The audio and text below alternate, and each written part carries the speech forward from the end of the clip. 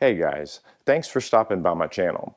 Today I'm going to finish installing these new handlebars I got from Biltwell. If you get new bars for this bike and they don't have these holes on top pre-drilled, you're going to have to drill them out yourself. There's a piece of plastic inside the switch modules that has to recess in those holes, and it keeps them from moving around. So I'll show you how I did that real quick, then I'll get the bike back together and we'll take a look at it. I measured the old bars to get the distance for the new holes, and the hole should be on the very top, so when you mount the bars, the proper position should be where the grip is level with the horizon.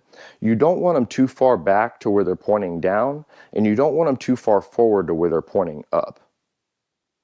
So I put the bars up on my drill press, and I just used some boxes to support the other side. I used some masking tape to keep the paint from chipping. Then I just took a piece of wood, and I used a clamp to keep it in place.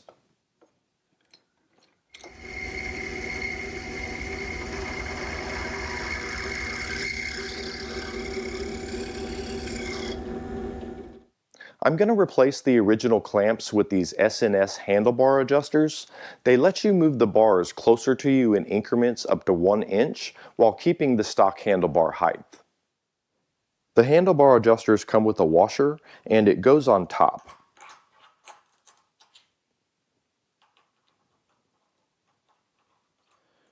Torque the bolts that go through the yoke into the risers to 33 foot-pounds.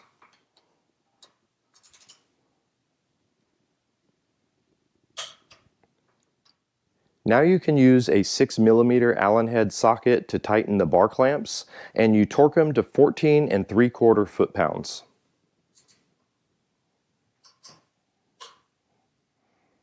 I got these adjustable levers for the brake and clutch. I'm going to put these on the brackets real quick.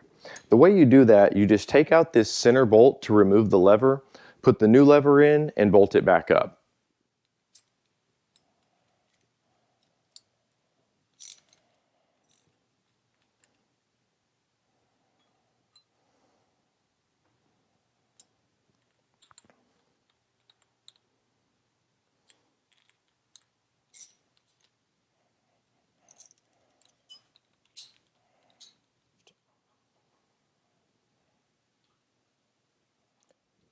Slide the cover for the switch module on first,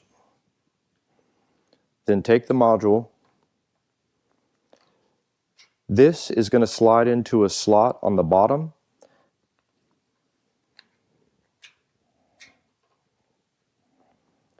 And there's a piece of metal right here. It's going to go in the hole we drilled. Tighten up the 2 screws on the bottom. Once you get everything mounted up, you can take the clutch cable and slide it in the slot on the lever, then slide it through the slots on the adjuster and push it in. At the engine, push the clutch shaft forward and slide the cable back in.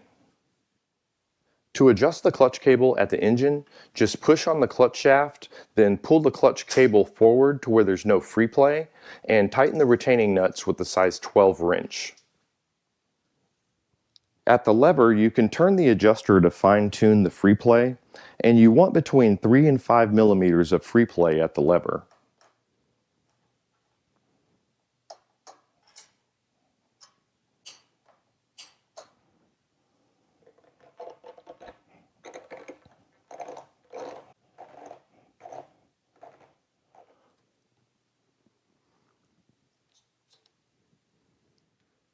Now you can slide the throttle rotor on and reassemble the throttle cables.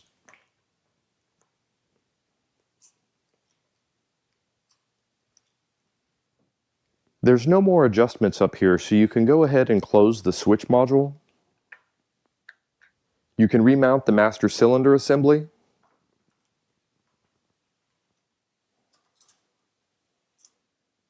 To get the throttle cable back in the throttle body, you just put the end in this hole and line the cable up with this slot, and it slides right around. Then do the same thing to the other side.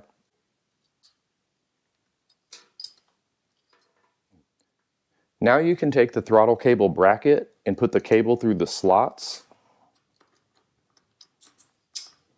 Bring up the retaining nut, and the rubber boot. Put the retaining screws in the throttle cable bracket.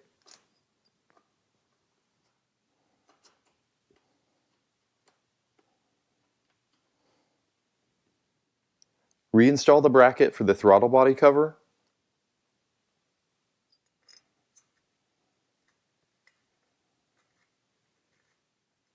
Don't forget to reconnect the brake switch.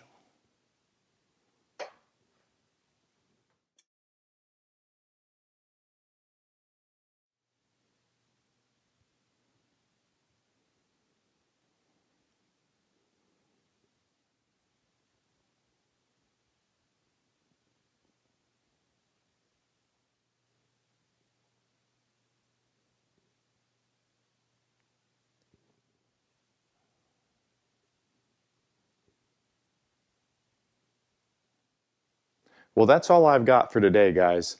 Thanks for watching. If you haven't already, go ahead, click subscribe, and stay up to date with my latest videos. Well, thanks again, and have a wonderful day.